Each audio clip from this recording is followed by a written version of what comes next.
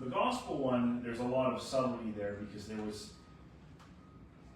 what Jesus is referring to, this game where the children sit in the marketplace. It was well known at the time. So if today we talked about kids playing hopscotch, we might get it. Kids might not get it because they've never played hopscotch.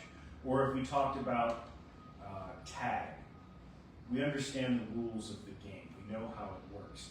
So this idea of the kids sitting in the marketplace and calling to one another, we played the flute for you, you did not dance, we wailed, you did not weep.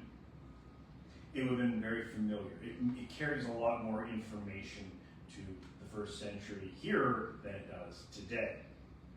But essentially, it was a game of, I'm going to ask you to do something and you react however it is. So if I play a song, you dance. If I weep, you cry. It's almost like an improv theater kind of thing, where with whatever I do, you have to react in the extreme. And so when the children here are complaining because you're not reacting. So you're not being swept along by the vagaries of whatever they want. You're staying true to yourself. So they're saying, well, you're not playing with us, you're not playing our game, we're mad at you. And that's what then Jesus is turning that around to John the Baptist, saying, John was doing his thing. He ate no bread, he drank no wine, the whole honey and locusts in the desert thing. And you said he has a demon, but then the Son of Man comes eating and drinking, and you say, look, he's a glutton.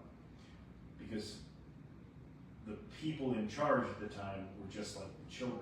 You need to do whatever we say and react however we say, whether it's happy or sad. And if you're going to do your own thing, we're going to get mad about it, whether you're have a demon and you're fasting or you're a drunkard and a glutton because you are eating. So that's kind of what's going on in there. But then there's this letter to Timothy. And this is not the beginning of the letter. This is further down. This is the 3rd chapter. And Paul says, I hope to come to you soon, but I'm writing these instructions to you that if I am delayed, you may know how one ought to behave in the household of God. He already knows Timothy. Why does Timothy not know how to act in the household of God? The only thing I think we can take from this is that he knew Timothy beforehand. And Timothy has finally been baptized. Timothy has finally become a Christian. And now Paul wants to come and see him.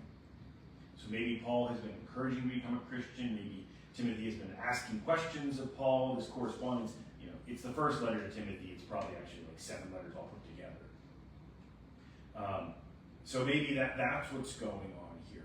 But it's interesting that Paul is so concerned that Timothy doesn't know how to act as one ought to in the household of God.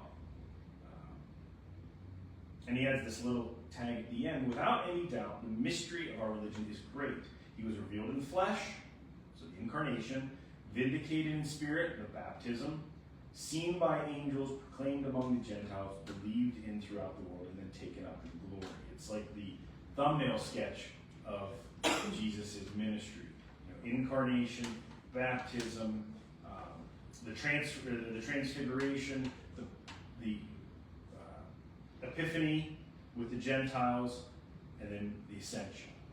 So it's like this. These are the important things. So remember these, but these are also all things that would be very open to question. They'd be hard to understand. They're complex. And maybe that's why Paul is so worried. It's not that Timothy's going to show up drunk in church or, wearing a low-cut toga or something. It's the interactions about the theology and the important pieces of what it means to be a Christian. So he's like, remember, these are the important things. Why don't you read about these while I'm on my way so when we get there we can talk about it. And so maybe that's what this behaving in the household of God is about. And it's not just a matter of crying and weeping. But Paul's saying sort of the same thing that Jesus is. He's like, focus on these things. Focus on what's central. Focus on what's important. Don't worry about the other stuff. You have to worry about your behavior, but your behavior is this. Your behavior is focusing on these central aspects of the gospel and of faith.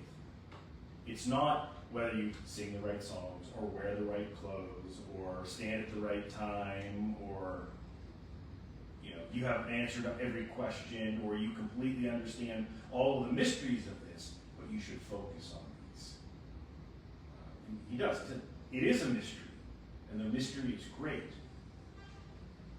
But we need to interact with this, we need to deal with this, we need to talk about this, think about it. And so maybe this gospel is maybe these readings have a message for us in the church, in that we need to be ready to accept people who come here who are still dealing with the mysteries. And if they don't dance when we play a song, and if they don't weep and wail when we say something that it is, if they don't know how to play the game, it's okay. It's okay for them to come and be themselves and to not wear the right clothes and not to stand or sing or do the things that we expect them to do because they haven't learned it yet, as long as they're focused on these 5 things: the centrality of the gospel, the central tenets of faith, and they are wrestling with that mystery, saying ministry too much this morning, mystery in good faith, and they're coming to it with a good reason, and not coming, there could be bad faith reasons to do it as well. But I think the message here really is one of welcome to those outside of the church. Because it's saying, yes, it is a mystery. Yes, it's okay if you don't go with the whims of the world, as long as you remain focused on these things. And by the way, these are the things to focus on when you get